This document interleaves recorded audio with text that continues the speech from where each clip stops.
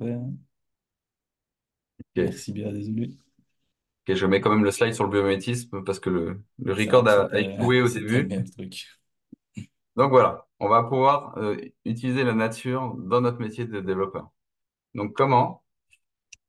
Alors je vais parler d'abord du legacy. Donc le legacy, c'est du code dont on hérite. En fait, qu'est-ce qui se passe? En général, les gens développent, certains, pas tout le monde, mais j'ai remarqué ça au fur et à mesure. Les gens développaient un peu n'importe comment. Au début, c'était très facile de développer et de faire des features parce qu'il n'y avait rien. Et, et les livraisons se faisaient. Et puis, au fur et à mesure qu'on rajoutait des fonctionnalités, ben, il fallait se dépatouiller avec le code existant. Et comme on n'avait pas bien réfléchi, on avait des gros problèmes. Et ça prenait de plus en plus de temps à être implémenté. Et on avait également des bugs. Et puis, quand on les corrigeait d'un côté, ça cassait de l'autre, etc. Donc, la solution à ça, c'était quoi? La solution, c'était de démissionner. Et donc, une nouvelle équipe arrivait. Et elle, c'était quoi sa solution? En regardant le code, en disant, ouf, c'est incompréhensible. Elle disait, il faut faire une refonte. Donc, c'était la solution à un code legacy. Sauf que faire une refonte, ça veut dire quoi? Ça veut dire qu'il faut stopper la roadmap produit. En général, non. Si jamais on a quelque chose qui est déployé et qui ramène une valeur, un service, de l'argent, on va pas le geler. Donc, on va faire quoi? On va faire un double run. On va faire une deuxième équipe qui travaille sur une nouvelle version un peu plus propre. Donc, celle-là, elle va avoir une nouvelle version. Elle va avoir, donc, ça va être propre, mais elle va avoir très peu de fonctionnalités. Elle va devoir courir après. Alors que l'autre, elle a beaucoup de fonctionnalités, mais c'est très sale et elle a du mal à en rajouter. Et puis, chaque fois qu'on en met une d'un côté, il faut aller la reporter sur l'autre. Et le jour du déploiement, bah, c'est un peu un Big Bang. Il faut arrêter l'une, sauf qu'il y a les données qui ont été mises jusqu'à l'instant T. Il faut aller les reporter, faire une migration des données, et puis après, déployer la nouvelle version en mode Big Bang. Et ça, c'est pas dénué de risque, hein. Souvent, ça marche pas bien. Et en plus, les gens, s'ils font les mêmes erreurs que celles d'avant, il y a une nouvelle refonte au bout de 2 ans. Alors, je sais pas si vous connaissez le figuier étrangleur. Alors, on n'en a pas en Europe, des figuiers étrangleurs. Là, vous avez une photo d'un figuier en pleine séance d'étranglement. Alors, le figuier, c'est pas l'arbre qui est au bout, là. C'est l'espèce de racines qui sont devant. Donc, c'est ça l'étranglement. Donc, le figuier étrangleur, c'est un arbre tropical, c'est pour ça qu'on n'en a pas chez nous. Donc, ils vivent dans une forêt surchargée. Et le but, c'est de se faire une place dans cette forêt et même d'évoluer vers la lumière. Donc, ils ont la particularité d'avoir des racines qui sont extérieures. Donc c'est pour ça qu'ils peuvent. Ce qu'ils font, c'est qu'ils entourent les autres arbres. Comme ça, ils montent vers le haut, vers le soleil. Et au fur et à mesure, ils étranglent l'arbre et puis ils le remplacent. Donc est-ce qu'on pourrait étrangler une application? Donc oui. Donc Gérald Wingberg, c'est lui qui a popularisé l'image du figuier étrangleur. Il a dit on peut faire la même chose que le figuier dans nos applications. On peut faire des remplacements locaux de façon itérative et en limitant les risques. Donc comment on fait ça? En fait, quand on a une application, peut-être qu'il y a quelque chose qui est très mal fait d'un côté, mais qui n'a jamais à être touché. Donc, prendre le risque de tout refaire et donc de toucher quelque chose qui n'avait pas besoin d'être touché, c'est un risque. Donc là, avec ça, cette technique, on va pouvoir mettre une façade locale juste sur la partie qu'on veut changer. Ou si on a plusieurs parties à changer, on va prioriser. On va prendre une. Donc, on va mettre une façade locale dessus. Donc, quelque chose qui est juste un rebond, en fait. Et on va déployer en prod. Normalement, il n'y a pas trop de risque. Si jamais il y a un risque, on revient en arrière, mais là, il n'y a pas de risque, on n'a rien fait. Et petit à petit, on va doubler les écritures. Donc, on va écrire dans l'ancien système et dans le nouveau système, mais on va continuer à lire dans l'ancien système. Donc, normalement, il n'y a aucun risque parce qu'on fait juste dupliquer l'écriture, mais on lit pas dans le nouveau système. Et ça, c'est en production, hein. Et donc, on compare les deux. Si jamais il y a un problème d'écriture, eh ben, on avise, on change, on relivre. Et comme on continue à lire dans l'ancien système, normalement, il y a toujours pas de problème. Une fois qu'on a considéré que l'écriture était bonne, on va implémenter une lecture avec. Et puis ce qu'on va faire, c'est qu'on va faire du feature flipping en disant, je vais continuer à lire dans l'ancien système et à la demande, sans relivrer, je vais basculer un moment sur le nouveau système pour certains utilisateurs et voir si ça fonctionne bien. Si ça fonctionne bien, je vais peut-être ouvrir à d'autres utilisateurs. Si ça fonctionne mal, hop, je rebascule sur l'autre sans relivrer. Et puis après, j'analyse pourquoi ça n'a pas bien marché. Et donc, une fois qu'on considère que ça marche, ça fonctionne bien, on décommissionne l'ancien système et donc on n'a plus que le nouveau. Donc, c'est comme le figuier de Trambler qui a remplacé l'arbre. Et on fait comme ça une autre partie.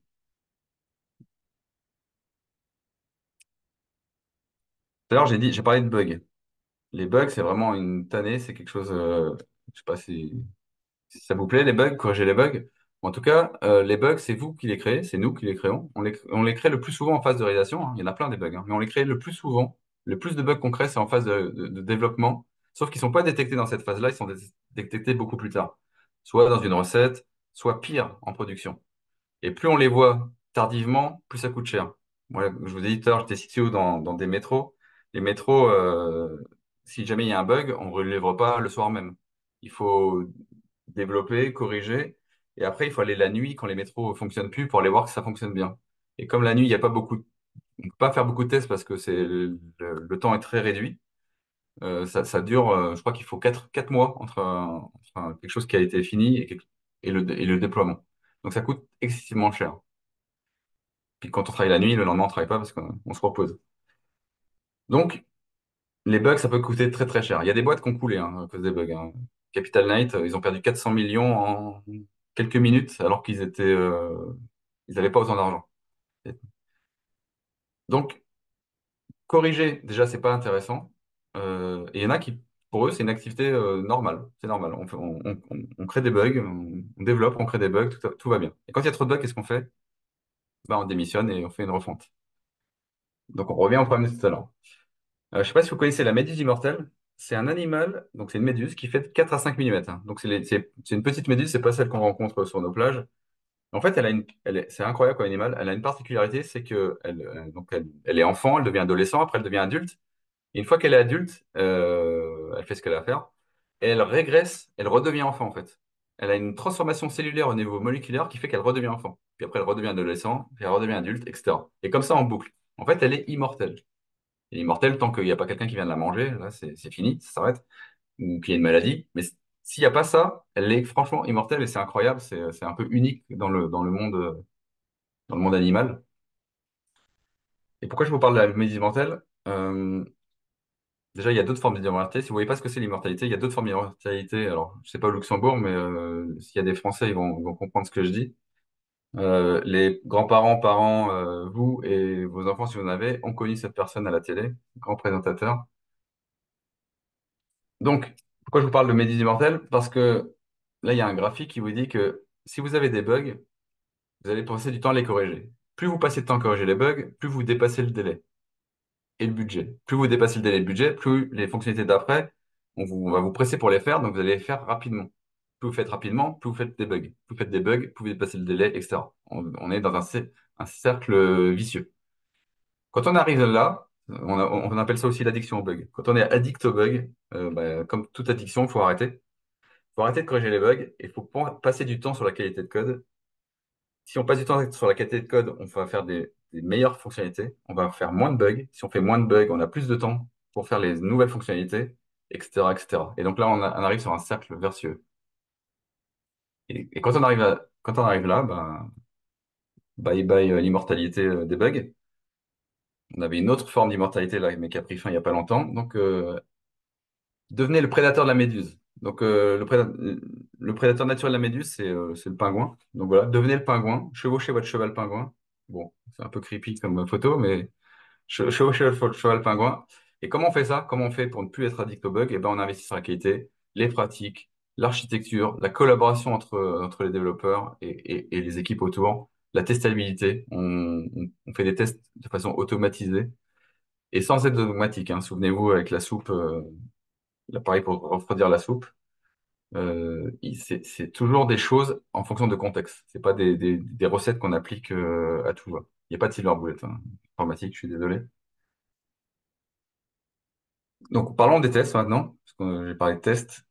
Euh, Admettons que vous vouliez absolument pas d'enfant pour n'importe quelle raison que ce soit, trop jeune, trop vieux, ou c'est pas le moment où vous n'en voulez pas, tout simplement, et que vous fassiez un test de grossesse et vous tombez là-dessus. Donc, une barre, c'est enceinte, deux barres, c'est pas enceinte. Alors, il y en a qui vont dire, bah, c'est des jumeaux. Non, non, c'est pas des jumeaux.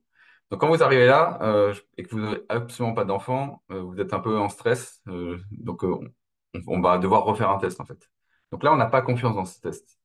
Et ne pas avoir confiance dans ce test, c'est vraiment pas terrible. Si on n'a pas confiance, petit à petit, les gens vont les désactiver, hein. C'est ce que je remarque. Les gens les désactivent. Et on revient sur une détection tardive des bugs. et on revient sur quelque chose qui coûte cher.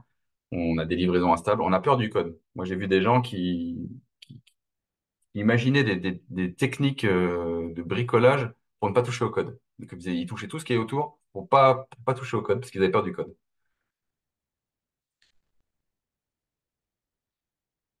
Là, je vais vous parler de la pastèque. La pastèque, on appelle ça aussi melon d'eau en anglais. Donc, c'est constitué à 90% d'eau et c'est super pour la santé cardiovasculaire. Donc, manger des pastèques. Donc, la photo là, ça veut pas dire que je suis végétarien. Je mange un petit peu de viande, pas énorme, mais j'en mange un peu. C'est juste parce que je suis un peu humoriste. Steak, pastèque. Donc, la pastèque, pour ceux qui connaissent pas, qui font que manger de la viande, il y a deux couleurs. Elle est verte parce qu'il y a de la chlorophylle à l'extérieur. Et elle est rouge à l'intérieur parce qu'il y a quelque chose qu'on appelle le lycopène qu'on retrouve dans les tomates et les pamplemousses. Donc, pourquoi je vous parle de pastèque? On va analyser ce code et ce test. Donc, ce code-là à gauche, c'est rapide, hein. C'est du Java, mais il n'y a pas besoin d'être expert en Java pour comprendre. C'est juste une fonction qui nous dit si le tableau qu'on lui passe en paramètres, il est trié de façon croissante. Donc, donc là, j'ai mis un test à droite où je lui passe 1, 2, 3, 4, 5, et donc il doit m'envoyer vrai parce que c'est trié de façon croissante.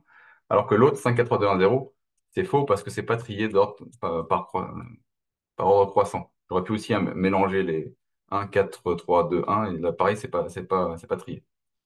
Si je lance mes tests, ils sont verts. C'est cool. Si je lance une couverture de code, c'est testé à 100%. Donc, toutes les lignes de gauche sont couvertes par les tests de droite. Par contre, ce sont des tests pastèques, c'est-à-dire vert à l'extérieur, mais rouge à l'intérieur. Pourquoi? Je vois pas le chat. Ah, si, je l'ai là, le chat.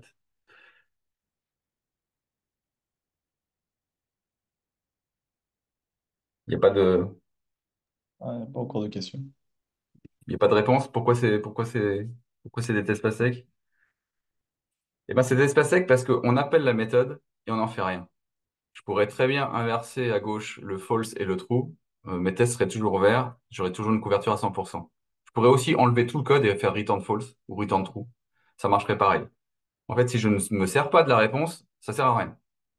Et pourquoi on fait ce genre de test inutile? On fait ce genre de test inutile parce qu'un jour, quelque part, il y a un top manager qui vous a dit il faut une couverture de code. Et évidemment, il vous met une métrique, un objectif. Et l'objectif en général, c'est 80%, 79% c'est pourri, 80% c'est super. Vous avez vu, j'avais 100%, c'est encore mieux du coup. Et je sais pas si vous connaissez l'effet Cobra. L'effet Cobra, c'est les Britanniques, quand ils sont arrivés en Inde, il y avait des cobras, c'était dangereux, ils voulaient s'en débarrasser et ils voulaient pas le faire eux-mêmes. Donc ils se sont dit, on va trouver une bonne idée, on va payer la population locale pour se débarrasser des cobras. Donc on va les payer chaque fois qu'ils nous ramènent un cobra. Comme ça, au bout d'un moment, il n'y aura plus de cobras. Ils sont aperçus quoi? Ils sont aperçus que la population locale, ben, ils ont élevé des cobras parce que ça faisait de l'argent pas cher. Donc ils ont commencé à élever comme ça. Donc à la fin, ils ont dit on arrête de payer. Ils ont libéré les cobras dans la nature. Il y en avait plus après qu'avant. Donc pas de chance. Et donc l'humain, il est comme ça. L'humain, il va essayer de truander. Donc si vous dites à quelqu'un il faut 80%, il va arriver à un moment à 80%. Mais est-ce que les tests auront de la valeur? Certainement pas. Si l'objectif c'est juste arriver à 80, il va pas faire des tests qui ont de la valeur, comme mon code de tout à l'heure. Donc, il faut vérifier le code. Il faut vérifier ce que le programme fait. Donc, donc c'est la fameuse instruction insert hein, dans plein de frameworks de tests. Formez les développeurs, faites des conventions en disant chaque test doit avoir son insert. Faites des revues de code, hein, surtout pour les nouveaux ou les débutants, ou du coaching pour que quelqu'un vous apprenne à faire des meilleurs tests, des tests qui apportent de la valeur. Donc, je vais rajouter mes asserts. J'avais mes deux méthodes de test. Donc, la première, cette fois, je fais un assert true, je m'attends à avoir vrai. Et l'autre, je m'attends à avoir faux. Et je relance mes tests. Ils sont toujours verts, ils sont toujours testés à 100%. Par contre, c'est vérifié. Ce sont des vrais tests qui vérifient quelque chose. Mais ce sont quand même des tests pastèques. Vert extérieur, rouge intérieur. Pourquoi? Pour ça, je vais vous parler de Darwin. Darwin, en fait, les êtres vivants, les populations, etc., tout le monde animal, ont évolué, ont muté. Il y a eu des légères variations sur tous les individus. Et le plus fort, à la fin, reste, et puis le plus faible disparaît. D'ailleurs, je ne sais pas si vous avez vu, hein, quand vous utilisez l'IA, l'IA vous met un sixième doigt, donc ça veut dire que bientôt, on va avoir six doigts, c'est super. On va pouvoir mieux développer. Donc, pourquoi je vous parle de Darwin? Donc, les mutations, en fait, on peut faire la même chose dans le code. Il y a des librairies qui existent qui vont aller changer le code. Elles vont voir un plus, elles vont mettre un moins. Elles vont voir un supérieur, elles vont mettre un inférieur. Mais en mémoire, hein, ça va pas changer votre code sur Git. Et elles vont relancer les tests. Si les tests passent toujours, ça veut dire que les tests ne testent pas le code. Je change le code, il n'y a aucun test qui a vu une différence. C'est-à-dire que les tests servent à rien. Donc là, par exemple, bon, en Java, il y a de la plus connue, c'est Pytest, mais sur JavaScript, C Sharp, c'est Striker. Donc là, elle fait aussi la couverture de code. Donc elle me dit que mes 5 lignes de code ont été couvertes. Elle a introduit 9 mutants. Elle a lancé les tests à chaque fois. Et il n'y a que 8 mutants qui ont été découverts. Donc il y en a un qui n'a pas été découvert. Donc j'ai un bug potentiel. Et si on regarde le rapport de l'outil, il nous montre les 9 mutants qu'il a introduits. Donc ils ont tous été, on appelle ça tués. Ils ont tous été tués. Et il y en a un qui a survécu. C'est la condition, euh, c'est la condition. Donc le if tableau super tableau i plus un. En fait, on s'aperçoit que si jamais on donne deux chiffres qui sont égaux, ben, on n'a pas de cas. On ne sait pas si on doit renvoyer faux ou vrai. Enfin, en tout cas, le code ne prend pas en charge. Donc, si on est test vert, tester à 100%, vérifier, mais c'est dangereux parce qu'il y a des zombies. Parce que si on regarde des films, s'il y a des zombies, c'est très dangereux. Donc, des tests pastèques, vert extérieur, rouge intérieur. Donc, je rajoute un test avec un jeu d'essai qui est 1, 2, 2, 3, 4. À ce moment-là, je m'attends à avoir vrai. Et à ce moment-là, si je relance mes couvertures de code et mes tests de mutation, je suis à 100% sur tous les cas. Donc, cette fois, j'ai des tests verts 100%, vérifiés, mais safe. Cette fois, j'ai pas de bug potentiel. Ça- Là, j'ai une autre méthode qui s'appelle diviser. Je passe un numérateur, un dénominateur, il me fait une division. Je pense que jusque-là, j'ai perdu personne. Et donc, je vais faire un test où je vais lui passer 4 en numérateur et 2 en dénominateur. Donc, 4 divisé par 2, je m'attends à avoir 2. Je lance ça, c'est vert, c'est testé à 100%, c'est vérifié, hein, j'ai un assert. Par contre, il y a un bug. Est-ce que vous voyez le bug? Personne? Je suis déçu. Donc, il y a un bug, donc c'est test pastèque, vers extérieur ou l'intérieur. Le bug, c'est si moi j'ai choisi 2. Si j'avais choisi 0, ça aurait planté. En fait, les choix, c'est comme le code de tout à l'heure, avec 1, 2, 2, 3, 4, etc. Ch- Les choix qu'on fait, ça s'appelle l'example testing. On fait des choix, et peut-être que les choix de valeur qu'on fait sont pas les bons. Dijkstra, lui, c'est un mathématicien informaticien, il disait que les tests, c'est super hein, pour trouver qu'il y a un bug, mais ça ne sert pas à dire qu'il n'y a pas de bug du tout. La preuve, voilà, j'avais un test là, mais j'avais pas choisi le zéro, donc il n'a pas vu le bug. Je sais pas si vous connaissez le fuzz testing. Fuzz testing, c'est plutôt que ce soit moi qui choisisse les valeurs, je vais déléguer ça à une librairie. Donc là, ma librairie elle s'appelle jQuick, mais il y en a plein. Je lui dis, pour le numérateur, c'est pas moi qui choisis, prends un numérateur et prends un dénominateur et lance-moi ma méthode divisée. Et donc, il va lancer ce test-là, il va lancer plein de fois. Il va prendre quelque chose qui est très loin dans le moins, quelque chose qui est très loin dans le plus. Il va prendre des chiffres un peu neutres, comme le zéro, le un, etc. Il va prendre après des trucs aléatoires. Et il va lancer tout ça. Donc, il y aura plein de tests qui vont se lancer. C'est quand même très rapide, hein. C'est pas lent. Et à un moment, il va choisir le zéro parce que c'est un élément neutre. Et boum, boum, ça va planter. Donc, à ce moment-là, je me dis, mince, j'ai un bug. Donc là, ça va mettre en évidence le bug. Et ce qu'on fait quand on a un bug comme ça, c'est du property-based testing, c'est de dire, c'est quoi la propriété de la division? La propriété de la division, c'est que ça ne peut pas être divisé par zéro. Si j'avais la propriété des additions, c'est que ce soit commutatif, par exemple. Donc ça, c'est du property-based testing. En DDD, on appelle ça aussi des invariants. Donc, je vais faire une méthode qui dit qu'une division par zéro lève une erreur. Donc, je vais lui laisser choisir le numérateur et je vais lui dire, prends n'importe quel numérateur et quand tu le divises par zéro, ça doit planter. Euh, Donc, à ce moment-là, je touche mon code pour amener ce plantage-là en cas de zéro. Enfin, ce plantage, cette levée d'exception. Donc, à ce moment-là, je lance mes tests. Donc, ils sont verts. Le code est testé à 100%. J'ai fait le cas du zéro, hein, donc j'ai la propriété cas du zéro qui est faite. C'est vérifié, hein, il y a bien un assert rose, et il n'y a pas de bug. Donc le performance testing, super méthode. Donc éradiquer votre espace sec, hein. Donc c'est pas parce que c'est vert, c'est pas parce que vous avez une couverture élevée que c'est super. Une couverture faible, c'est super, hein. Ça veut dire que votre code il n'est pas testé. C'est super, c'est un bon indicateur. Mais une couverture élevée, ça veut dire juste que c'est une couverture élevée. Après, il faut aller fouiller les tests pour savoir si ce sont de bons tests ou de la truande. Il y a plein de façons de truander, hein. Je suis pas là pour vous apprendre à truander. Mais il y a plein de façons de travailler. Donc voilà, faites des conventions de code, des revues de code, faites du mutation testing, du fuzz testing, du property-based testing pour éliminer ça. Alors, le mutation testing, c'est très lent, hein. Mais une fois que vous avez l'habitude de mieux développer, vous pourriez vous en passer. Et en parlant donc de code, on va maintenant parler de la production de code. Moi, je fais du TDD. Donc, le TDD, quand on explique aux gens, c'est très simple, hein. On écrit un test. Comme il n'y a pas de code, il échoue, il est rouge. Et puis, on écrit du code qui fait le minimum de code pour que le test passe au vert. Et puis après, on améliore. Et donc, quand je fais du coaching, ce que je constate, c'est que les gens, ils font bien les deux premières étapes. Et la troisième, ouais, il y a un magic number, ils remplacent ça par une constante et hop, c'est fini. L'étape est finie. On passe à l'étape rouge. Ou alors, je renomme une variable. Hop, puis voilà, hop, j'ai fini mon refactoring. Non. Vraiment, cette étape-là, c'est l'étape cruciale. C'est l'étape la plus importante, en fait. Elle est largement sous-estimée. C'est pas juste, j'écris un test rouge, un test vert et je renomme une variable. Et puis c'est fini. C'est pas ça, le TDD. Je vais vous parler de l'abeille, la commission de l'abeille, pour voir comment on peut améliorer ça.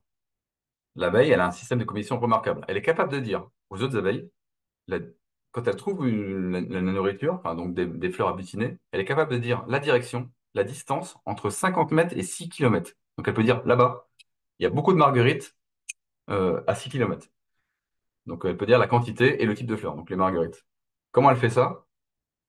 Ça vous a pas échappé qu'elle ne savait pas parler. Donc comment elle fait pour communiquer autant d'informations à ses copines abeilles? Eh ben, elle fait une danse. Donc la danse de l'abeille, si elle fait des cercles dans la ruche, c'est-à-dire qu'il y a la nourriture à moins de 50 mètres. Donc elles vont sortir et vu que c'est 50 mètres, c'est pas loin, elles vont trouver. Si c'est beaucoup plus loin que 50 mètres, entre 100 mètres, 1 kilomètre, 2 kilomètres, jusqu'à 6 kilomètres, elle fait pas un rond, elle fait un espèce de 8. Donc le 8, la position du 8 par rapport au soleil, ça va faire un angle vers la direction de là où est la nourriture. Vous allez me dire si, comme aujourd'hui, il n'y a pas de soleil, ça marche pas. Si, parce qu'elles ont des antennes photosensibles, elles repèrent le soleil. Donc même s'il y a des nuages, ça marche. Donc elles savent la direction. Et plus elles tournent vite, plus c'est loin. Donc je sais plus combien, je crois que c'est une seconde pour dire que c'est à 6 kilomètres. Et puis si elle prend plus son temps, c'est un peu plus près. Quand elle fait son 8, quand elle revient au milieu, elle frétille. Plus elle frétille, plus il y a de nourriture. Et comme elle s'est vautrée un peu dans la fleur avant de venir, en faisant son 8, elle laisse une odeur. Et donc, les autres abeilles savent quel type de fleur il y a dans cette direction à telle distance. Donc, ça, c'est assez incroyable comme système de communication. Et donc, comment on peut se servir de ça en TDD? Eh ben, au tout début, quand on commence une fonctionnalité, on écrit un test rouge et puis après on le fait passer au vert et on n'a pas grand-chose à faire. Donc là, c'est un peu la nourriture qui a 50 mètres. Il n'y a pas beaucoup de, il n'y a pas beaucoup d'améliorations possibles. Le premier test, il n'y a pas beaucoup d'améliorations possibles. Et puis au deuxième test, il y a un petit peu plus. Et puis au fur et à mesure que la fonctionnalité grandit et devient générique, c'est là qu'on peut réfléchir un peu plus à passer plus de temps sur l'étape de refactoring. À ce moment-là, on peut carrément avoir un deuxième cycle. On peut faire un 8 comme ça. Euh, on écrit un test rouge, puis vert, et puis après on améliore, on améliore, on améliore, on améliore, jusqu'à ce qu'on a fini d'améliorer. Donc ça peut prendre du temps. Donc au début, ça peut être rapide. Et au fur et à mesure que le code il devient un peu plus dense, eh ben, on passe plus de temps à améliorer. Mais surtout, c'est une étape qu'il ne faut pas sous-estimer. Donc, pensez à l'abeille la prochaine fois que vous ferez du TDD. Donc, qu'est-ce qu'on fait pendant cette étape de refactoring? Donc, on améliore la lisibilité, comme je dis, on peut renommer des choses, on peut bouger des choses, on peut travailler l'algorithme, on peut... Et surtout, c'est pas que le code de prod, hein, c'est aussi les tests. Les tests sont du code. Donc, il faut aussi en prendre soin. On pense au design, on pense à l'architecture, on pense au design pattern. Et il y a quelque chose aussi où on peut penser, c'est des principes solides. Je sais pas si vous connaissez les principes solides. Mais donc, c'est ma dernière partie. Les principes solides, c'est un acronyme et on va les parcourir là pour voir ce que ça veut dire et comment on peut s'inspirer de la nature, comment on peut avoir des moyens mémotechniques de nature pour mieux s'en souvenir et les repérer et les adopter. Donc, on va tous les parcourir un par un. L'acronyme est un acronyme lui-même. Donc, le SRP, le ECP, l'SP, l'ISP et le DIP, on va les faire un par un. Donc, on va commencer par le S de solide. Donc, SRP, c'est le Single Responsibility Principle. C'est le premier principe. Donc, c'est le principe de responsabilité unique. Donc, qui dit qu'une classe doit avoir une et uniquement une seule raison de changer. Donc, ça permet d'améliorer la maintenance, la flexibilité, la lisibilité. Ça prône le découpage. Donc, tout le monde comprend quand on dit ça. Sauf que quand on regarde le code, c'est pas fait. Et parfois même, c'est pas fait parce qu'on a une confiance sur les responsabilités. Je vois aussi des gens qui ont tout compris, ils disent, ah, donc ça veut dire qu'il faut mettre une méthode par classe. Non, pas du tout, c'est pas du tout ça. À ce moment-là, là, on va surfragmenter et ça va être encore plus complexe. Donc pour le mettre en œuvre, je vais vous parler du criquet migrateur. Les migrateurs, c'est des criquets qui ils voyagent, ces migrateurs. Donc ils font leur valise là, et puis hop, ils partent tous ensemble. Parce qu'ils voyagent en essaim de grande taille. Donc il y a beaucoup, beaucoup de criquets. Et quand ils arrivent sur un champ, bah, ça fait des ravages importants parce que comme ils sont nombreux, ils ravagent tout ce qui passe. Si vous voyez pas ce que c'est, là vous avez en Russie 2015, vous avez une armée de criquets là qui se baladait. Et donc voilà, quand vous voyez ça arriver sur un champ, à la fin il restera plus rien. Et donc c'est un peu dur pour les agriculteurs, mais c'est aussi dur pour eux-mêmes parce que comme ils sont beaucoup, ben, ceux qui mangent la nourriture, ben, ceux derrière ils n'ont plus rien. Et quand ils veulent aussi se reproduire, bah, ils ont une compétition pour trouver les mâles et les femelles. Donc ça pose aussi problème. Donc d'eux-mêmes, ils se divisent. D'eux-mêmes. On leur demande rien, ils se coupent en deux. Donc, pour les agriculteurs, c'est encore pire, mais pour eux, c'est mieux. Par exemple, je ne sais pas si vous connaissez Gilded Rose, c'est un kata très célèbre sur ce code-là. Donc c'est quelque chose qui permet d'augmenter la qualité. D'augmenter la qualité de quoi? D'éléments qui s'appellent du brie âgé, donc le fromage là, des places pour un concert, enfin des places de backstage pour un concert. Et puis il y a un truc qui s'appelle sulfura, je sais pas quoi. Et puis parfois on enlève un à la qualité, parfois on rajoute un. Et puis Céline c'est le, j'ai perdu le mot en français. Quand c'est plus d'actualité, quand c'est obsolète. On voit que bah, sur le Céline aussi, on l'enlève, on le ressort. Et puis, comme c'était pas assez gros, je pouvais pas mettre tout sur un bloc. Donc, il y a un deuxième bloc en dessous. C'est la suite de l'algorithme. Et on refait des ifs sur Sulfura, on refait des ifs sur Ashbri. Bref, ce code-là, il est maintenable, incompréhensible. Donc, c'est un bon kata pour l'améliorer. Mais ne faites pas ça en production, s'il vous plaît. Euh, Pensez à que ceux qui viennent derrière vous, les développeurs qui viennent derrière vous, même si vous êtes parti, ce sont des dangereux psychopathes qui connaissent votre adresse. Donc voilà, pensez à ça et peut-être vous ne ferez pas ce genre de code. Donc là, j'ai trouvé sur Internet quelqu'un qui a.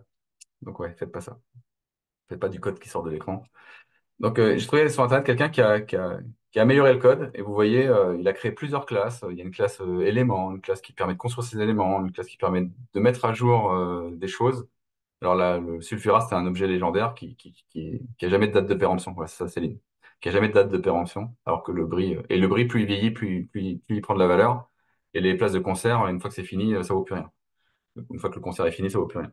Donc voilà, c'était ça l'algo. Et donc en divisant toutes ces responsabilités dans des choses vraiment adaptées, on voit que bah, c'est beaucoup plus maintenable. S'il y a un bug ici, aller le corriger. S'il y a un bug là, par exemple, la mise à jour de l'objet légendaire, ce sera plus simple d'aller là que d'aller de l'autre côté. Il y a encore, on pourrait faire encore mieux, hein, mais c'est déjà un bon découpage. Donc, découpez votre code, appliquez le principe de dispersion du criquet. Ça permet de nous aider à nous repérer, de mettre ensemble ce qui vit ensemble et de mettre ailleurs ce qui ne vit pas ensemble. Ça permet de réduire la charge cognitive, hein. Plus on travaille sur quelque chose de plus petit et plus, co- co- pour le plus, enfin, terme en français, plus de cohésion, bah, plus c'est facile. Comment on fait? Qu'est-ce qu'on peut faire? Bah, pensez à l'architecture hexagonale, hein, par exemple. C'est une architecture qui permet de diviser ce qui est technique de ce qui est, en gros, ce qui a de la valeur, comme par exemple le métier. Le métier, c'est de la valeur. Donc, on découple la technique du métier. Et ça, c'est plus facile après pour faire, par exemple, migrer, changer de technologie, changer de version, ou carrément changer de technologie tout court. Voilà. Et puis, pensez à l'arborescence adaptée. Ne faites pas des, des archis en couches techniques, où vous mettez dans une couche technique toute l'appli. Non, faites plutôt des fonctionnalités et dans ces fonctionnalités, découpez, plutôt que l'inverse. Donc là, on va passer au haut de Solid. Donc c'est le Open Close Principle.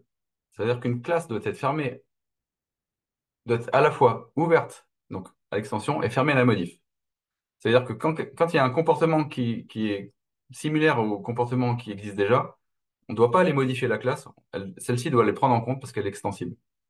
Donc tout le monde dit oui, bah, Ça m'a l'air assez clair, ça m'a l'air assez naturel. Par contre, personne n'en fait parce que, mais ok, entre la théorie et la pratique, je vois pas trop comment je rends mes classes extensibles. Donc pour ça, on va parler de l'orchidée.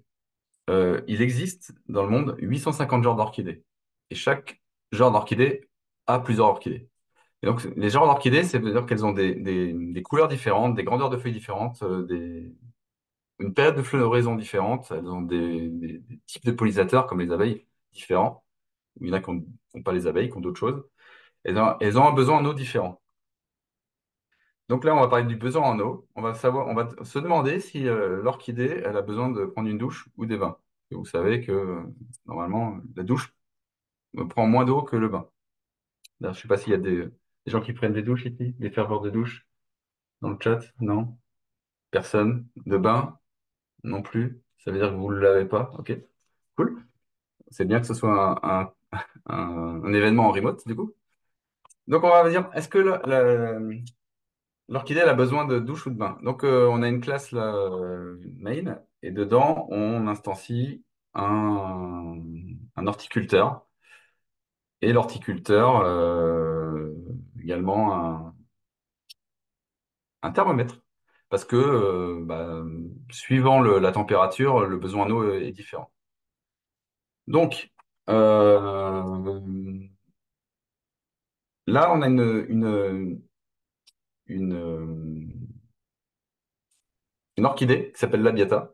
Donc, on demande à l'horticulteur d'arroser si besoin par rapport à ce qu'on a comme orchidée, donc la labiata, et par rapport à la température qu'il fait. Donc, on lui passe ça. Qu'est-ce qui fait, qu'est-ce que c'est une labiata? Une labiata, donc c'est un genre d'orchidée du genre Cattleya. Je vous ai dit, il y en a 850. Donc là, le genre, c'est Cattleya. Et on a une interface orchidée qui nous dit on doit pouvoir récupérer le genre d'orchidée à partir de n'importe quelle orchidée. C'est pour ça qu'on a un override là. Donc on a un contrat, l'orchidée, et on est obligé d'implémenter cette méthode. Donc cool, comme ça l'horticulteur il va pouvoir demander à chaque fois qu'on lui passe une orchidée, de quel genre elle est, et suivant ce genre-là, de savoir s'il doit l'arroser ou pas, en fonction de la température. Donc là, on a la Cattleya, mais on a aussi la Phalaenopsis. Celle-là, c'est celle qu'on retrouve chez les fleuristes d'ailleurs, hein. Si vous allez chez les fleuristes, vous regarderez le genre, ce sera ça. Et donc voilà, il peut gérer ces deux genres d'orchidées, il sait arroser ou pas, suivant la température et suivant ces genres-là. Et là, on voit bien que si j'ai une troisième genre d'orchidée, je vais devoir rajouter un case. Et une quatrième, je vais devoir rajouter un case. Et puis une 850e, je vais devoir rajouter un 850e case. Donc cette classe-là, horticulteur, elle n'est pas fermée à la modif et ouverte à l'extension. Elle est à l'inverse, elle n'est pas extensible. Elle est, elle est ouverte à la modif. Je dois la modifier chaque fois que j'ai un nouveau genre d'orchidée. Et ça, c'est pas très maintenable et très évolutif. Donc comment on pourrait faire mieux? On pourrait avoir l'horticulteur, plutôt que ce soit lui qui arrose, enfin, plutôt que ce soit lui qui sait s'il doit arroser, il délègue ça à l'orchidée. Il demande à l'orchidée, est-ce que tu as besoin d'arrosage en fonction de cette température? Et si oui, il arrose, sinon il arrose pas. Donc comment on fait ça? Donc la labiata, dans l'interface orchidée, on aurait une deuxième méthode a besoin d'arrosage suivant une température. Et donc la labiata, elle est obligée de l'implémenter.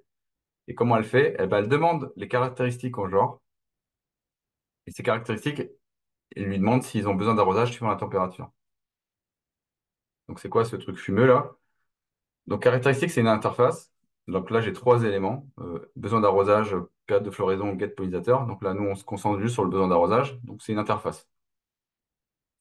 Et donc, mes genres d'orchidées, c'est une énumération, mais une énumération un peu futée. J'ai pas juste la liste des genres d'orchidées, j'ai également un constructeur. Et dans son constructeur, je lui dis, tu es obligé de me passer les caractéristiques. Donc, l'interface qu'on a vue juste avant, hein, celle-là. Et donc, pour chaque genre d'orchidée, je dois lui passer une implémentation de ces caractéristiques. Donc là, j'ai Cattleya, je l'ai fait pour l'autre aussi. Et donc, si jamais je rajoute un troisième genre d'orchidée, le langage va me forcer à rajouter une implémentation. Donc, je ne peux pas oublier déjà. C'est cool, je peux pas oublier. Et on a vu que, si je reviens en arrière sur l'horticulteur, donc là, je peux rajouter n'importe quel type genre d'orchidée. Dans cette classe-là, je n'ai rien à modifier. Parce que on lui passe une orchidée et il délègue ça, est-ce que tu as besoin d'arrosage, etc., etc. Donc, ça va récupérer les caractéristiques, les arrosages, ça. Donc là, il y a zéro ligne à modifier. Donc l'horticulteur, il est bien évolutif, il est bien extensible et il est bien fermé à la modif. Donc c'est cool, quand on a ça, bah, il peut dormir sur ses deux oreilles, ça s'arrose tout seul, c'est cool. Un signe potentiel qu'on a besoin d'OCP et qu'on a fait une violation, c'est quand vous avez une série de if. Vous avez plein de if ou une série de case dans un switch case. Ou, enfin, ça, c'est dans Java, mais dans tous les langages, il y a des if et des switch case. Donc ça, c'est un signe que peut-être que vous avez violé le principe OCP. Alors n'allez pas trop loin, comme tout à l'heure, hein, comme la soupe là. Si c'est pile ou face, ne commencez pas à faire des ah bah attends, si j'ai un troisième cas ou un quatrième cas. Non, pile ou face. Il faut pas aller trop loin non plus. Pour le L, le principe de Liskov, le principe de Liskov, il dit si Q de X est une propriété démontrable pour tout objet X de type T, alors Q de Y est vrai pour tout objet Y de type S, tel que S est un sous-type de T. Donc là, c'est l'inverse de tout à l'heure. Euh, Rien qu'à la lecture du principe, on n'a pas compris. Donc c'est une formule mathématique à la base, mais qu'on peut appliquer à notre métier d'informaticien. Et donc voilà, quand j'explicite Scope, c'est la tête que les gens font à droite là. Donc on va expliquer un peu plus. Donc là, les gens, non, tout à l'heure, les gens comprenaient, mais n'en faisaient pas parce qu'ils ne savaient pas comment faire. Là, les gens comprennent pas, donc ils le font pas. Ça, je vais vous parler du caméléon. Le caméléon, c'est un animal assez incroyable dans le monde animal. Il peut changer de couleur. Donc, soit c'est pour communiquer. Bon, je sais pas s'il s'énerve, il devient tout rouge ou pas, mais en tout cas, c'est une moyen de communiquer. Il peut aussi réguler sa température thermique, qui fait plus chaud ou pas plus chaud. Il peut changer de couleur. Il peut aussi se camoufler pour ses prédateurs, pour se fondre dans la masse des plantes, etc., pour pas que ses prédateurs le voient. Et également pour attaquer des proies. Comme ça, pareil, il se fond dans la masse et il peut attaquer la proie. Et il y a plusieurs espèces de caméléons. Il y a le panthère, voile du Yémen, géant du Madagascar, nain du désert. Voilà, il y en a plein sur la planète. Et ils sont pas tous pareils, ils changent pas tous la couleur de la même façon, mais ils ont cette habilité-là. Et donc, oups, quand un caméléon cherche une partenaire, qu'est-ce qu'il fait? Eh ben, il fait comme nous tous. Il va sur Tinder. Et donc, hop, j'ai une classe Tinder. Et la classe Tinder, on lui passe un caméléon dans la méthode changer couleur pour séduire. Et elle dit, alors, quel type de caméléon j'ai? Si c'est un caméléon panthère, il va faire bleu, rouge, jaune, orange. Parce que en vrai, hein, c'est une vraie histoire. Le caméléon panthère, il prend ces couleurs-là pour séduire. Et si on lui passe un caméléon au voile du désert, au voile du Yémen, il se met en vert, jaune, bleu. Parce que voilà, c'est plus sa façon de séduire. Et si on lui passe un caméléon nain du désert, bah lui, il est dans le désert, entre beige clair et beige foncé, il n'y a pas beaucoup de nuances, donc il change pas de couleur. C'est pas, il change pas de couleur pour séduire, c'est pas sa façon de faire. Donc là, on voit que si je suis client de Tinder, donc une classe qui appelle Tinder, et que j'appelle la méthode changer couleur pour séduire en lui passant un caméléon, je pense, sans ouvrir cette classe-là, que ça va changer de couleur. Et non, dans le dernier, ça va pas avoir cet effet-là. Donc, je peux potentiellement penser que ça fait quelque chose et ça va pas le faire. Donc, je vais engendrer un bug. Pourquoi? Parce que ce code-là, déjà, il regarde l'instance de ce qu'il reçoit pour faire tel ou tel comportement. Et donc, toutes les instances qu'on passe ne sont pas substituables. Donc, pour changer ça, Tinder devrait pas dire, je reviens en arrière, changer de couleur pour séduire, mais il devrait dire séduit. Je ne te dis pas comment tu te séduis, c'est toi qui sais. Séduit. Et donc, la classe Tinder, elle dirait, bon, bah, caméléon, déclenche ton mode de séduction. Et je ne sais pas quel caméléon m'a donné, mais déclenche ton mode de séduction. Et donc, par exemple, le caméléon panthère, lui, déclencher son mode de séduction, eh ben, c'est changer de couleur, c'est faire bleu, rouge, jaune, orange. Et, et l'autre, c'était d'autres couleurs. Et celui du désert, là, comme on n'a pas dit changer de couleur, on a juste séduire, bah, de l'extérieur, quand on appelle Tinder.séduire, on sait qu'il va pas changer de couleur, mais on sait qu'il va séduire. On ne sait pas comment, c'est son rôle, on n'a pas besoin de le savoir, mais on sait qu'il va séduire. Donc ils sont tous substituables, ils vont tous séduire d'une façon ou d'une autre. Donc lui, comment il fait pour séduire? Bah, je sais pas, je suis pas spécialiste en caméléon nain du désert. J'imagine qu'il fait une petite danse, vu qu'il change pas de couleur.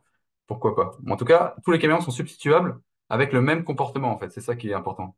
Donc c'est ça la définition. Si vous relisez la définition mathématique, ça veut dire ça. Et donc après, ils sont contents. Bon, peut-être ils sont même un peu blasés au bout de quelques années, mais ça c'est une autre histoire. Et ils retournent sur Tinder. Si vous voyez des instances of, des is, etc., suivant le langage, si vous êtes en train de regarder l'instance, c'est sûrement que vous êtes sur le chemin de violer le principe LSP de Liskov. Pas forcément, mais en général, c'est un bon smell pour dire que vous êtes en train de violer le principe Liskov. L'avant-dernier, le ISP, c'est quoi ISP? C'est Interface Segregation Principle, c'est de dire qu'il faut diviser les choses en plusieurs interfaces. Donc tout le monde comprend ça, oui, ça a l'air logique. Et puis quand on regarde le code en réalité, on voit un service qui a une interface service, un repository qui a une interface repository, etc. Un pour un. Donc le principe est facilement compréhensible, mais personne ne le met en place. Donc pour ça, je vais vous parler de la prairie. La prairie, c'est un espace où il y a plein d'espèces. Il y a plein d'espèces de plantes.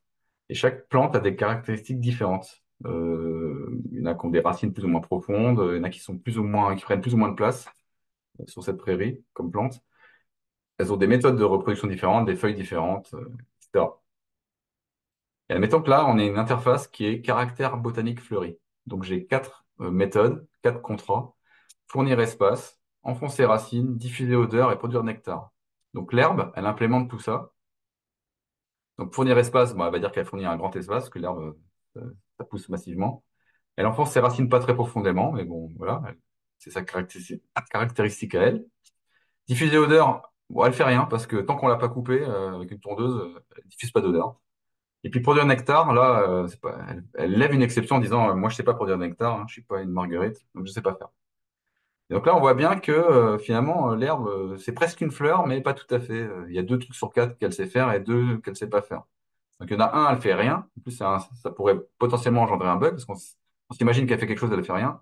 L'autre, elle nous avertit, c'est cool, mais on s'en aperçoit que à l'exécution et même et pas au développement.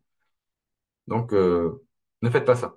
Il faudrait plutôt créer des interfaces vraiment qui ont des responsabilités différentes. Donc, on aurait une interface terrain de prairie qui fournit l'espace, interface racine pour enfoncer les racines, interface parfum pour diffuser l'odeur, et l'interface producteur nectar pour produire le nectar. Et la fleur, elle implémente ces quatre interfaces parce qu'elle sait faire ces quatre choses-là. Alors que si on regarde l'herbe, elle n'implémente que deux interfaces sur quatre parce qu'elle ne sait pas produire de nectar, on l'a vu, et elle ne sait pas diffuser de l'odeur en continu. Donc, vraiment, pour que l'herbe et la fleur soient copines, euh, faites une ségrégation des interfaces. En fait, ne forcez pas quelqu'un à implémenter des choses qu'il ne sait pas faire. Donc, soit en faisant rien, soit en levant une exception. Donc, quand vous voyez des méthodes qui font rien ou des méthodes qui lèvent une exception, c'est un force-mail pour dire, ah, là, on a violé l'ISP et sans doute qu'on va avoir des problèmes un jour ou l'autre par un développeur qui n'aura pas été voir le code à l'intérieur, qui l'aura appelé de l'extérieur. Et comme ça fait soit rien, soit une exception, et qu'il n'a pas ouvert la classe, il ne le saura pas. Donc, il va engendrer un bug.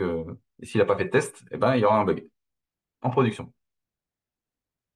Et le dernier, le DIP, DIP, Dependency Inversion Principle, qui dit que c'est un principe d'inversion de dépendance. Donc, il dit que les modules de haut niveau ne doivent pas dépendre des modules de bas niveau. Les deux doivent dépendre d'abstractions. Les abstractions ne doivent pas dépendre de détails. C'est les détails qui doivent dépendre des abstractions. Donc, les gens disent, OK, qu'est-ce que ça veut dire tout ça, haut niveau, bas niveau, abstraction, j'ai pas compris. On dit, bah, c'est simple, regarde une prise électrique, tu n'es pas obligé de démonter la prise pour aller brancher quelque chose. OK, avec la prise, j'ai bien compris, mais avec le code, j'ai pas bien compris. Donc, parlons encore de l'abeille pour démontrer cette façon-là. On va voir la relation symbiotique entre la fleur et l'abeille. La fleur, elle diffuse une odeur qui attire l'abeille. Donc, l'abeille, elle sent l'odeur, elle y va. L'abeille, elle collecte du pollen sur la fleur. Une fois qu'elle a collecté du pollen, elle vole et elle va vers une autre fleur. Parce qu'elle est attirée par l'odeur de l'autre fleur. Et donc, elle va recollecter du pollen. Mais en collectant du pollen, vu qu'elle en avait déjà plein sur elle, elle va se frotter comme ça pour en prendre d'autres. Et elle va libérer le pollen qu'elle avait déjà sur elle un petit peu. Et comme ça, elle va passer de fleur en fleur en libérant un peu de pollen sur chaque fleur. Et c'est ça qui permet la reproduction des fleurs. C'est le pollen d'une fleur qui va être mis dans une autre fleur.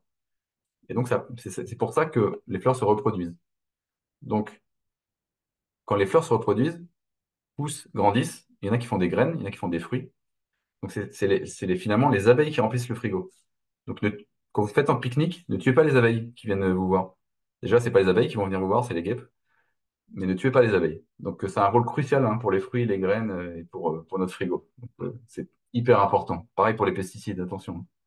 Ça tue les abeilles, on n'aura plus rien à manger. Donc, si je fais ça en forme de code, j'ai une abeille qui a une liste de pollen sur elle. Donc, c'est les pollens qu'elle a récupérés. Et puis, elle a une marguerite. Elle sait instancier une marguerite pour aller échanger du pollen avec la marguerite. Donc, c'est cool, mais elle est enchaînée à la marguerite. On voit bien que abeille, elle fait un new marguerite. Donc, elle est enchaînée à la marguerite. Si jamais elle rencontre une lavande, elle ne sait pas utiliser une lavande parce qu'elle est fait que un new sur une marguerite. Donc, on ne respecte pas le principe des IP et c'est gênant pour l'évolution. Donc, en fait, il faut plutôt créer une interface fleur avec cette méthode d'échange de pollen.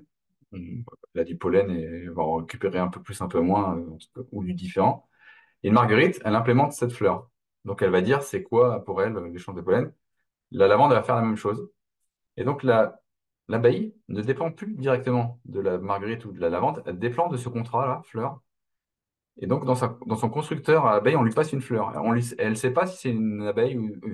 Elle ne sait pas si c'est une marguerite ou une lavande. En tout cas, elle sait que c'est une fleur. Elle n'a pas besoin de le savoir, elle s'en fiche. Et donc, quand on lui dit, quand elle veut butiner, elle va faire de l'échange de pollen avec cette fleur. Donc là, l'abeille ne dépend pas directement de la marguerite, elle dépend de la fleur. Et la marguerite, elle implémente la fleur. Donc on a inversé dépendance. On n'a plus abeille qui dépend directement de marguerite, on a abeille, fleur et marguerite, fleur. Et ce qu'on appelle donc une inversion de dépendance. Donc là, on a un couplage faible entre abeille et fleur. Donc en fait, on a une relation mutuellement bénéfique entre le module de haut niveau qui est l'abeille, l'abstraction qui est la fleur, hein, le contrat, l'interface, et entre cette attraction-là de fleurs et des modules de bas niveau qui sont marguerite, lavande, toutes sortes de fleurs. Avant de partir, on a fait un bon petit tour sur les animaux et le code. Donc, vraiment penser à ça, soit adopter des principes comme le figuier étrangleur qui vous permettent vraiment d'adapter ce que lui sait faire pour nous faire la même chose, ou soit adapter des moyens mémotechniques comme Solid pour mieux retenir les choses. Mais en tout cas, inspirez-vous de la nature pour devenir des développeurs augmentés. Donc, en plus, c'est naturel, hein, contrairement à certaines technologies qui sont en train de sortir là, comme de lettres là, I et A. Là, c'est naturel.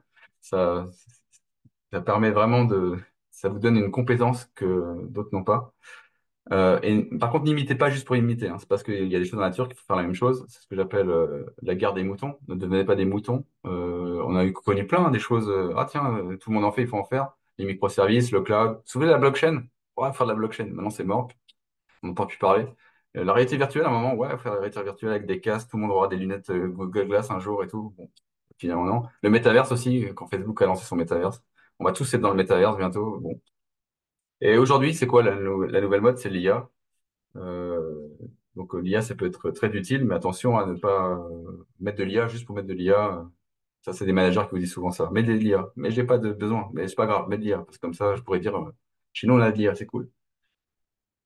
Et pareil pour génération de tests, hein, quand regardez ce que l'IA vous génère et demandez-vous si ce sont des bons tests qui ont de la valeur ou quelque chose qui n'a pas de valeur. Et surtout, le plus important, c'est observer et respecter le monde du vivant, parce que c'est très important. Je finirai par une phrase de Ralph Waldo Emerson qui dit que l'idéal de la vie, c'est pas l'espoir de devenir parfait, c'est la volonté d'être toujours meilleur. Non, merci. Et là, vous avez un petit QR code si vous voulez me faire un petit feedback. C'est juste un truc à cocher. C'est pas rien de compliqué. Ça m'aidera pour savoir si vous avez aimé, pas aimé, savoir si je le change parce que je le rejouerai sûrement ailleurs. Malheureusement, il y aura certainement pas des masses de feedback, mais on a aussi fait circuler l'IA pour ça. Je te Ouais, donnerai le résultat. puis il y aura les replays aussi. Donc le QR code sera dans les replays. Parfait. Alors, je sais pas s'il y a eu des questions. Je vais en poser une. Salut, déjà. Bonjour. Moi, c'est Tinel, du coup. Je collabore avec Arthur et Guillaume pour le meet-up. Ok. Euh, D'abord, merci pour ta présentation. Drôle et intéressante. On va pas se mentir. Moi, j'ai pris mon pied. C'est toujours bon de refaire un petit tour sur les principes solides, hein, on va pas se mentir. On constate beaucoup trop souvent qu'ils sont rarement bien maîtrisés. Et pour en venir à ma question, du coup, tu parles, en fait, tu parles de vraiment beaucoup de choses hein, sur ce cours talk. Il y a un moment où tu parles surtout, bah, tu parles de nature fatalement, et tu vas aussi parler donc de développeurs augmentés Ouais, sur la fin de tes slides, hein. ouais, Euh, En fait, tu fais beaucoup de relations entre finalement les principes qu'on devrait appliquer depuis belle lurette, hein, qui existent depuis belle lurette, qui sont malheureusement toujours pas bien maîtrisés. Tu fais le pont avec finalement les nouvelles technologies et avec la nature. Comment est-ce que finalement tu vois cette évolution, l'évolution du métier de développeur en tout cas, avec toutes ces nouvelles technologies qui émergent et l'approche des nouvelles générations envers ces technologies et envers bah, ces principes que ce soit les principes solides, ou tous les, enfin, leur approche vis-à-vis des design patterns, leur manière de travailler. Je vois souvent actuellement des gens qui se disent, bah, je sais pas, je vais pas chercher à comprendre, je vais plutôt demander à l'IA. Ça émerge de plus en plus, surtout avec l'avancée d'OpenAI et de ChatGPT. Donc, tu as une position par rapport à ça? Ouais. Est-ce que l'IA va nous remplacer? C'est la question derrière. Non, pas vraiment. Je pense pas que l'IA va nous remplacer. Enfin, en tout cas, c'est pas vraiment ma question, mais c'est plus Ouais. qu'est-ce que toi finalement tu vois, comment est-ce que tu penses que comment ça va évoluer et du coup, comment est-ce que les personnes qui devraient finalement suivre ce talk devraient l'aborder, devraient aborder les nouvelles technologies et la nature.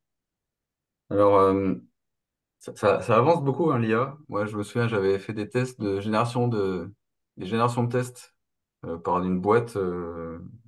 On s'est un peu embrouillé parce qu'on ne se comprenait pas. Eux, ils disaient que les tests, c'est une contrainte, c'est pénible. Donc, vu que c'est pénible, il faut les générer. Là où moi, je me sers des tests comme une aide. Hein. On a parlé de TDD tout à l'heure. Vu que c'est pas une contrainte, c'est une aide. Si je fais plus de tests, je suis un peu dans le brouillard, le flou et je suis perdu. Mhm, Je sais plus où j'en suis, j'arrive pas à avancer. Je suis pas confiant en fait, en tout cas sur le code que je produis au fur et à mesure. Et je produis du code beaucoup plus vite que les autres, parce qu'ils disent aussi le test, ça ralentit parce que c'est du code. Sauf que si on s'en sert comme une aide et qu'on a moins de bugs, à la fin, ça ralentit pas, ça accélère. ouais, Et on n'est pas obligé de lancer les applis, on n'est pas obligé de déployer, on n'est pas obligé de cliquer dans des écrans. On développe avec les tests, donc ça va beaucoup plus vite à développer. Une fois que les gens auront compris ça, ils auront une autre vision du test. Et en plus, il parlait d'IA, mais finalement, quand si j'avais soulevé le capot parce que j'avais pas accès au code, c'était juste une série de if. Ce qu'il faisait, c'était, il demandait, en plus c'était du JavaScript, pas de chance. C'était, ah, tu m'as donné, il y a deux paramètres et je sais pas ce que c'est comme paramètre. Est-ce que c'est du string, du int? Donc il posait des questions, dis-moi, dis-moi ce que c'est. Et donc finalement, on répondait à des questions et à la fin, on écrivait le code, quoi, finalement. Le temps de répondre, c'était le temps d'écrire du code. Et à la fin, on avait des tests qui écrivaient test 0, test 1, test 3, test 4.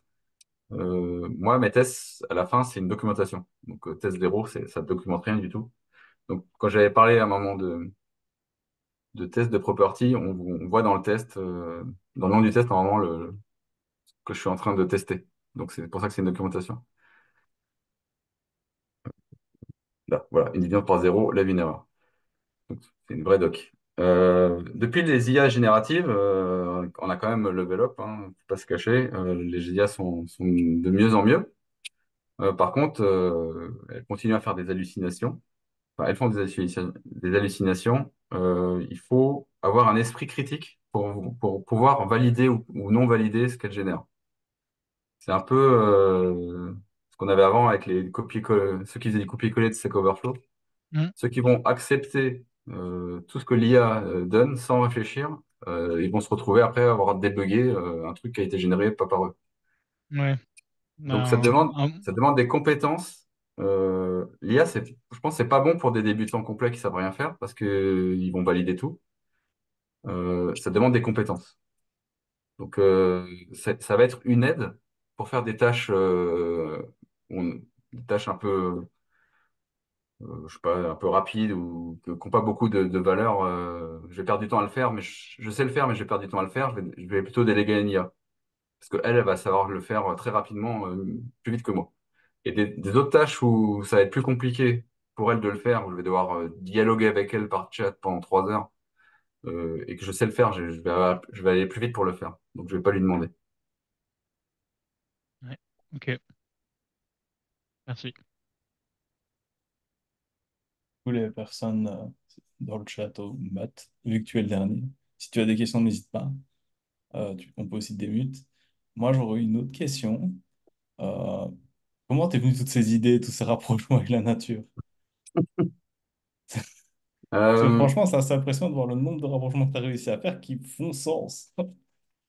En fait, j'utilisais beaucoup l'analogie du figuier étrangleur que Gérald Wallenberg a sorti et qui a été quand même démocratisé par Michael Fowler. C'est lui qui a beaucoup démocratisé, mais c'est pas lui qui l'a inventé. Et j'ai expliqué beaucoup à mes clients le problème de refonte en leur disant, voilà, des risques, etc. On peut faire des figuiers étrangleurs. Alors, ils me disaient, quoi? C'est quoi ça, un figuier étrangleur? Ça fait peur. Oups, pardon. Ça fait peur. J'ai une boîte à nœuds. Ouais. Beaucoup de nature chez moi. Donc, figuier étrangleur. Et les gens comprenaient au début, en passant le stade du étranglé, c'est bizarre, comprenaient mieux en fait. Et je me suis dit, ce serait pas mal de pouvoir expliquer plein de choses avec des choses de la nature. Pareil, quand j'ai expliqué solide, je l'explique en formation. Voilà, j'explique la prise électrique, ce que j'ai dit tout à l'heure. Et les gens regardent, j'explique avec des carrés, des triangles, voilà, ouais, un carré c'est pas un rectangle. Et les gens regardent, oui, carré, rectangle. C'est, c'est, il y en a qui ont une aversion aux maths, ou il y en a qui c'est un peu abstrait, ou c'est loin, ou c'est pas fun en fait, les maths, pour certains.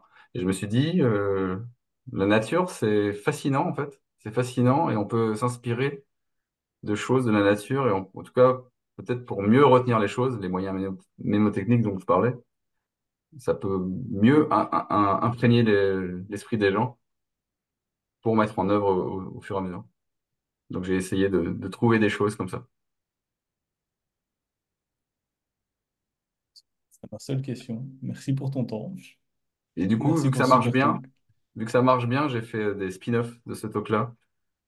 Des spin-offs pour parler de biomimétisme, mais pas que pour les développeurs, aussi pour des PO, pour des voilà, essayer de trouver d'autres analogies avec la nature pour améliorer d'autres